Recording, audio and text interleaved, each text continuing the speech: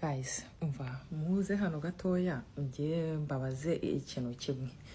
Abantu mukunda gutukana, abajene mukunda gutukana ku social media. Ninde wababeshye ko iyo ututse umuntu kuri mama we aribwo ababara cyane? Umva ntabwo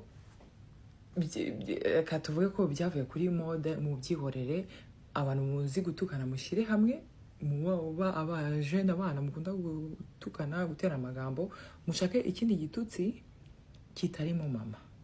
Kubera ko birabe muvuga ngo nyoko ibiki sinzi ntabwo nabisubiramo. It's disgusting. It's not funny anymore. You guys need to put some respect on mothers. Kubera ko nimba abantu baca mu bintu bikomeye muri iyi si n'ababyeyi. Nimba wowe ufite uwawe ukabona ntacyo bikubwiye, ushobora gutuka ku wundi muntu, ku mubyeyi we uzingora kumubabaza, ntacyo bimaze, sibyo? Kubera ko ababyeyi baca mu bintu bikomeye, umuco we urebye mu rubyiruko, mu bajene batukana babigize umwuga, nta soni mukigira, ntacyo bibatwaye, ariko it's just disgusting. Just stop it.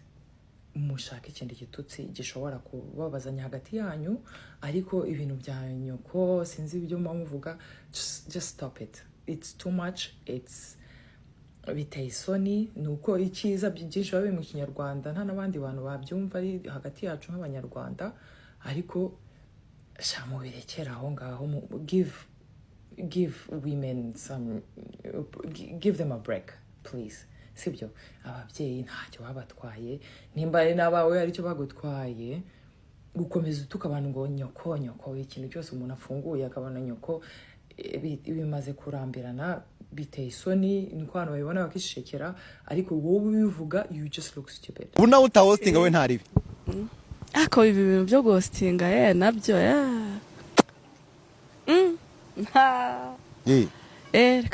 reka babigabanye. Kubera iki? Shaka babigabanye do.